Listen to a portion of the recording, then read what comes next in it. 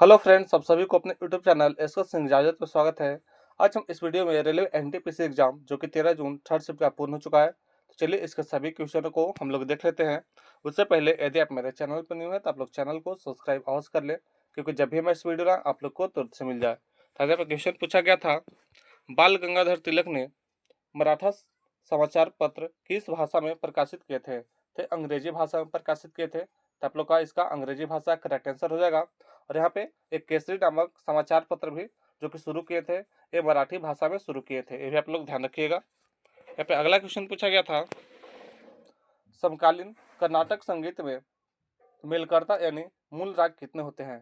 तो 72 मिलकर्ता को दो भाग में बांटा गया है। पहला है सुधा माध्यम और दूसरा यहाँ पे प्रति मध्यमा में विभाजित किया गया है। इस 72 मिलकर्ता राग में 12 समूह है जिन्हें चक्र कहा जाता है। तो आप लोग यहाँ पे 72 मिलकर्ता यानी 72 मूल राग इसका करेक्ट आंसर हो जाएगा। तो अगला क्वेश्चन पूछा गया था, भारत सरकार ने हथियार खरीदने वाले देशों को वित्तीय सहायता प्रदान करने के लिए किस बैंक का इस्तेमाल किया है?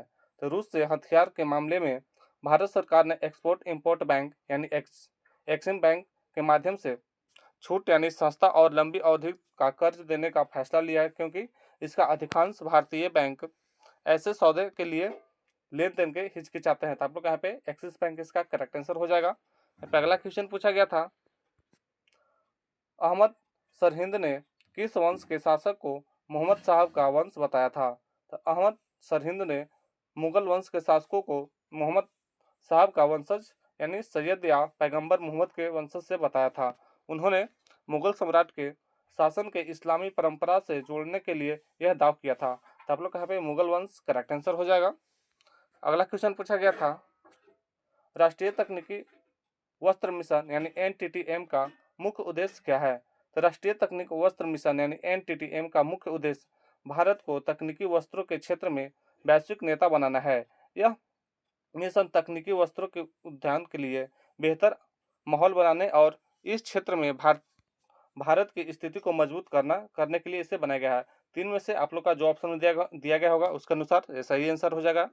यहाँ पर अगला क्वेश्चन पूछा गया था, आर्थिक सर्वेक्षण 2023-24 के अनुसार 2030 तक भारत की कितने प्रतिशत आबादी शहरी क्षेत्र में रहेगी? तो 40% रहेगी। तो आप लोग का यहाँ पे 40% करेक्ट आंसर हो जाएगा। यहाँ पे अगला क्वेश्चन पूछा गया था, ताप्ती नदी का उद्गम किस पर्वत श्रृंखला से होता है?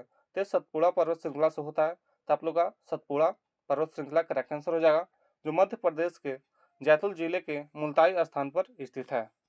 यहाँ पे अगला क्वेश्चन पूछा गया था, अंतर्राष्ट्रीय मुद्रा कोष ने वर्ष 2025 के लिए वैश्विक आर्थिक वृद्धि का अनुमान कितना कितना कर दिया है? तो अंतर्राष्ट्रीय मुद्रा कोष यानी आईएमएफ ने वर्ष 2025 के लिए वैश्विक आर्थिक वृद्धि अनुमान ये 2.8% लगाया है। तो आप लोग का 2.8% इसका करेक्ट आंसर हो जाएगा। यहाँ पे अगला क्वेश्चन पूछा गया था,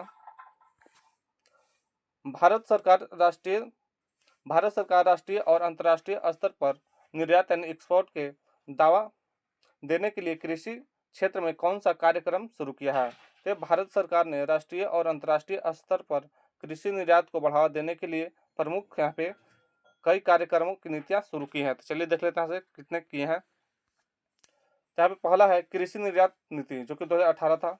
यह नीति किसानों को वैश्विक मूल्य श्रृंखला से जोड़ने और कृषि निर्यात को बढ़ावा देने के लिए बनाई गई थी। यहाँ पे एक एपीडा था जो कि कृषि और प्रसंस्कृत खाद्य उत्पादन निर्यात विकास प्राधिकरण जो प्रमाणीकरण, बाजार सूचना, निर्यात संवर्धन और क्षमता निर्माण जैसे कार्य करता है। यहाँ पे तीसरा था ई नाम जो कि डिजिटल राष्ट्रीय कृषि बाजार प्लेटफॉर्म, जिससे किसान को पारदर्शी और बेहतर मूल्य मिल सके। तो आप लोग को ऑप्शन में ई नाम दिया गया था, इसलिए आप लोग यहाँ पे ई नाम करेक्ट आंसर हो जाएगा। यहाँ पे अगला क्वेश्चन पूछा गया था, ब्रिक्स शिखर सम्मेलन कहाँ आयोजित किया गया था? तो 22 से 24 अक्टूबर को 16वें वार्षिक ब्रिक्स शिखर सम्मेलन रूस के कनाज में आयोजित किया गया था। तो आप लोग का यहाँ पे कनाज करेक्ट आंसर हो जाएगा। यहाँ से देख लेते हैं अस्टा फैक्ट में, जो 2025 का ब्रिक्स शिखर सम्मेलन है जो ब्राजील के रियो डी जेनेरो में आयोजित किया जाएगा। यह सम्मेलन 6 से 7 जुलाई 2025 तक होगा, ये भी आप लोग ध्यान रखिएगा। यहाँ से अगला क्वेश्चन पूछा गया था, पूजा शर्मा को बीसीसी कि 100 प्रेरणादायक और प्रभावशाली महिलाओं की सूची में किस लिए शामिल किया गया है। तो देख लेते हैं इनको किस लिए यहाँ पे शामिल कर लिया गया है। इसलिए शामिल किया गया है क्योंकि उन्होंने दिल्ली में 4000 से अधिक लावारिस और बेनामों शवों का अंतिम संस्कार किया है। उन्होंने सामाजिक परंपराओं और रूढ़ियों को तोड़ते हुए यह कार्यक्रम किया जो आमतौर पर पुरुषों द्वारा किया जाता है, और सभी धर्मों के मृतक को सम्मानजनक वहाँ पे अपना ये संस्कार, लास्ट संस्कार किए थे। तो इसलिए यहाँ पे इनको बीसीसीआई द्वारा इनको यहाँ पे सर्वश्रेष्ठ व्यक्ति चुना गया था। तो इनमें से जो आप लोग का करेक्ट आंसर होगा वो आप लोग देख लीजिएगा। इसका तो मुझे एग्जैक्ट ऑप्शन नहीं मिल पाया है क्या दिया गया था, लेकिन यहाँ से हम इनके बारे में बता दिए हैं। यहाँ पे अगला क्वेश्चन पूछा गया था, औरंगजेब के कब्र खोदने के संबंध में हाल ही में कहाँ विद्रोह हुआ है। तो औरंगजेब की कब्र खोदने यानी हटाने के संबंध में हाल ही में महाराष्ट्र के छत्रपति संभाजीनगर यानी जो अभी पूर्व और औरंगाबाद के जिले में विद्रोह और यहाँ पे प्रदर्शन हुआ था। तो आप लोग का यहाँ पे संभाजीनगर जो महाराष्ट्र दिया गया था, तो आप लोग यहाँ पे महाराष्ट्र करेक्ट आंसर हो जाएगा। अगला क्वेश्चन पूछा गया था, भ्रष्टाचार सूचकांक 2024 में भारत का कौन सा स्थान रहा है। तो भारत का यहाँ पे 180 देशों में से 96वां स्थान रहा था। आप लोग का 96वां स्थान करेक्ट आंसर हो जाएगा। और यही जबकि 2023 में भारत का स्थान 93वां था। ये भी आप लोग ध्यान रखिएगा। यहाँ पे अगला क्वेश्चन पूछा गया था, वेटलैंड डे 2025 यानी विश्व आर्द्र भूमि दिवस 2 फरवरी 2025 पर भारत से किनको आर्द्र भूमि संरक्षण के लिए रामसर पुरस्कार से सम्मानित किया गया है। तो भारत की जयश्री वेंकटेशन को यहाँ पे सम्मानित किया गया है। तो आप लोग का जयश्री वेंकटेशन करेक्ट आंसर हो जाएगा। चेन्नई में स्थित केयर अर्थ ट्रस्ट की यह सह संस्थापक है। ये भी आप लोग ध्यान रखिएगा। देख लेते हैं इसका एक्स्ट्रा फैक्ट में, विश्व आर्द्र भूमि दिवस जो कि 2025 का इसका थीम क्या था। तो इसका थीम था हमारे साझा भविष्य के लिए आर्द्र भूमियों की सुरक्षा थी, यानी protecting wetland for our common future. इसका यहाँ पे थीम रखा गया था। ये भी आप लोग ध्यान रखिएगा। यहाँ पे अगला क्वेश्चन पूछा गया था, भारत के राष्ट्रपति द्वारा उच्च न्यायालय के न्यायाधीश की नियुक्ति किसके परामर्श पर की जाती है। तो ये भारतीय संविधान के अनुच्छेद 217 के अंतर्गत उच्च न्यायालय के न्यायाधीश की नियुक्ति भारत के राष्ट्रपति द्वारा की जाती है। तो आप लोग यहाँ पे राष्ट्रपति करेक्ट आंसर हो जाएगा। अगला क्वेश्चन पूछा गया था, चंद्रगुप्त मौर्य का उत्तराधिकारी कौन था जिसने 298 ईसा पूर्व से 273 ईसा पूर्व तक शासन किया था। तो चंद्रगुप्त मौर्य का उत्तराधिकारी उसके पुत्र बिंदुसार थे। तो आप लोग यहाँ पे बिंदुसार करेक्ट आंसर हो जाएगा, जिन्होंने 298 ईसा पूर्व से 273 ईसा पूर्व तक मौर्य साम्राज्य पर शासन किया था। तो आप लोग यहाँ पे बिंदुसार करेक्ट आंसर हो जाएगा। देख लेते हैं से, क्योंकि मौर्य वंश से बार बार क्वेश्चन आ रहा है, तो इन सभी शासकों को देख लेते हैं। फर्स्ट में थे चंद्रगुप्त मौर्य, जिन्होंने 322 से 297 ईसा पूर्व तक शासन किए। दूसरा पे थे बिंदुसार, जिन्होंने 297 से 273 ईसा पूर्व तक शासन किए। फिर यहाँ पे तीसरा में थे अशोक महान, जो कि 268 से 232 तक शासन किए। फिर थे यहाँ पे चौथा दशरथ मौर्य, जो कि 232 से 224 तक शासन किए थे। पांचवा थे यहाँ पे संप्रति मौर्य, जो 224 से 215 ईसा पूर्व तक शासन किए। यहाँ पे छठा थे सालिसुक, यहाँ पे सालिसुक थे, जो कि 215 से 202 ईसा पूर्व तक शासन किए। सातवां में थे देववर्मन मौर्य, जो कि 202 से 195 ईसा पूर्व तक शासन किए थे। यहाँ पे आठवां थे सतधावन मौर्य, जो कि 195 से 187 ईसा पूर्व तक शासन किए थे। और नौवां थे जो कि लास्ट थे बृहद्रथ मौर्य, जो कि 187 से 185 ईसा पूर्व तक शासन किए थे। यहाँ पे आप लोग 9 शासक यहाँ पे आप लोग ध्यान रखिएगा, हो सकता है कहीं से भी क्वेश्चन पूछ लिया जाए। यहाँ पे अगला क्वेश्चन पूछा गया था, किस जीव में स्वपोषी एवं परपोषी दोनों प्रकार की पोषण पाए जाते हैं। तो जीवाणु में भी पाया जाता है, और जो कि पिट्टर प्लांट में भी पाया जाता है, और यूग्लिना में भी पाया जाता है। लेकिन आप लोग को ऑप्शन में यूग्लिना दिया गया था, इसलिए आप लोग का यहाँ पे यूग्लिना करेक्ट आंसर हो जाएगा। यूग्लिना में क्लोरोफिल होता है, जिससे यह प्रकाश संश्लेषण द्वारा अपना भोजन स्वयं बनाता है, जो कि स्वपोषी होता है इसलिए। लेकिन जब प्रकाश इसे नहीं मिलता है तो यह अन्य जीवों से भोजन अपना प्राप्त कर लेता है, इसलिए परपोषी भी हो जाता है। तो आप लोग यहाँ पे यूग्लिना करेक्ट आंसर हो जाएगा। यहाँ पे अगला क्वेश्चन पूछा गया था, किस अधिनियम के द्वारा ईस्ट इंडिया कंपनी के अधिकार को ब्रिटिश सरकार को दे दिया गया था। तो 1858 का भारत सरकार अधिनियम यानी गवर्नमेंट ऑफ इंडिया एक्ट 1858 था। इस अधिनियम के तहत कंपनी का शासन समाप्त हुआ और भारत का प्रशासन सीधे ब्रिटिश क्राउन यानी ब्रिटिश सरकार के अधीन आ गया था। तो आप लोग यहाँ पे 1858 भारत शासन अधिनियम इसका करेक्ट आंसर हो जाएगा। यहाँ पे अगला क्वेश्चन पूछा गया था, उड़ीसा में बुद्ध की कौन सी गुफा है? तो उड़ीसा में बौद्ध बौद्ध धर्म से संबंधित यहाँ पे कई गुफाएं हैं, जिनको देख लेते हैं। यहाँ पे पहले में उदयगिरी बौद्ध गुफा है, ललितगिरी बौद्ध गुफा है, फिर यहाँ पे तीसरा भी है रत्नगिरी बौद्ध गुफा है, जिन्हें डायमंड या ट्रायंगल भी कहा जाता है। तीनों चारों में से जो भी आप लोग का ऑप्शन में दिया गया होगा उसके अनुसार है करेक्ट आंसर हो जाएगा। इसका भी मुझे एग्जैक्ट ऑप्शन नहीं मिल पाया है, तो आप लोग देख लीजिएगा। जो बौद्ध धर्म से यहाँ पे संबंधित है गुफाएं, उदयगिरी की बौद्ध गुफाएं हैं, फिर यहाँ पे ललितगिरी की बौद्ध गुफा है और रत्नगिरी की बौद्ध गुफाएं हैं। यहाँ पे अगला क्वेश्चन पूछा गया था, माजुली द्वीप किस नदी पर स्थित है? तो माजुली द्वीप असम राज्य में ब्रह्मपुत्र नदी के बीच स्थित है। तो आप लोग का यहाँ पे माजुली द्वीप जो है पूछा था किस नदी पर स्थित है, तो ब्रह्मपुत्र नदी पर स्थित है। तो आप लोग का ब्रह्मपुत्र नदी करेक्ट आंसर हो जाएगा। हो सकता है आगे के शिफ्ट में पूछ लिया जाए कि माजुली द्वीप है ये किस राज्य में स्थित है, तो असम में स्थित है, ये भी आप लोग देख लीजिएगा। यहाँ पे अगला क्वेश्चन पूछा गया था, राष्ट्रीय मानवाधिकार आयोग यानी NHRC के वर्तमान अध्यक्ष कौन है? तो इसका वर्तमान अध्यक्ष न्यायमूर्ति श्री वी रामा सुब्रमण्यम है। तो आपको लोग का यहाँ पे रामा सुब्रमण्यम इसका करेक्ट आंसर हो जाएगा, जो कि 30 दिसंबर 2024 को पदभार अपना यहाँ पे ग्रहण किए थे और ये अरुण कुमार मिश्रा का स्थान लिए थे। ये भी आप लोग ध्यान रखिएगा। यहाँ पे एक्स्ट्रा फैक्ट में देख लेते हैं हम लोग, राष्ट्रीय मानव अधिकार आयोग में एक अध्यक्ष और 5 सदस्य होते हैं।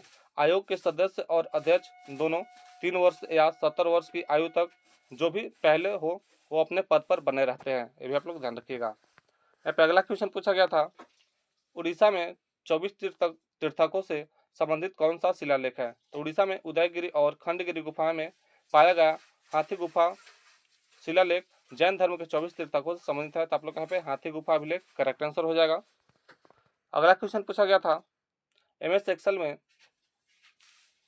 एक्सेल में रेफ त्रुटि कब आती है? तो त्रुटि तब आती है जब कोई सूत्र किसी ऐसे सेल या सेल रेंज को संदर्भित करता है जो अब मौजूद नहीं है या अमान्य हो गया है। ऐसे अक्सर तब होता है जब कई सेलों में पंक्ति या स्तंभ हटा दिया जाता है या कोई डेटा पेस्ट करने के कारण सूत्र में सेल का संदर्भ बदल जाता है। इनमें से आप लोग का जो ऑप्शन दिया गया होगा उसके अनुसार यहाँ पे करेक्ट आंसर हो जाएगा। हमने MS एक्सेल में जो रेप होता है त्रुटि कब आता है इसके बारे में यहाँ पे बता दिया। इसका तो एक्शन यहाँ पे ऑप्शन मुझे नहीं मिल पाया था, तो आप लोग देख लीजिएगा यहाँ से। यहाँ पे अगला क्वेश्चन पूछा गया था, MS वर्ड में Ctrl+H शॉर्टकट की का उपयोग क्यों करते हैं? तो Ctrl+H शॉर्टकट की का हम लोग उपयोग मुख्य रूप से फाइंड एंड रिप्लेस के लिए करते हैं। तो इसका correct answer find and replace हो जाएगा, यानी किसी शब्द या वाक्यांश को खोजकर उसे दूसरे शब्दों में बदलने के लिए इसका किया जाता है। खास करके MS वर्ड और अन्य टेक्स्ट एडिटर में इसका प्रयोग किया जाता है। यहाँ पे अगला क्वेश्चन पूछा गया था, how to remove water mark in MS word? तो देख लेते हैं यहाँ पे कैसे रिमूव किया जाता है वाटर मार्क को। सबसे पहले वर्ड डॉक्यूमेंट को खोलते हैं, मेनू बार में डिजाइन टैब पर हम लोग जाते हैं, फिर वाटर मार्क विकल्प पर हम लोग क्लिक करते हैं, फिर उसके बाद लिस्ट में सबसे नीचे रिमूव वाटर मार्क पर क्लिक करते हैं। इतना करते ही डॉक्यूमेंट का वाटर मार्क समाप्त हो जाता है। यहाँ पे अगला क्वेश्चन पूछा गया था, 2025 के जर्मन डाटर्स ग्राफी यानी इसका किताब किसने जीता था? तो देख लेते हैं जो क्वेश्चन पूछा गया था, 2025 के जर्मन डॉट्स ग्राफी का किताब किसने जीता है? तो ये आयोजन 19 से 21 अप्रैल 2025 को म्यूनिक के कल्थर हेल जेनिथ में हुआ था, जिसमें 48 खिलाड़ियों ने हमें भाग लिया था।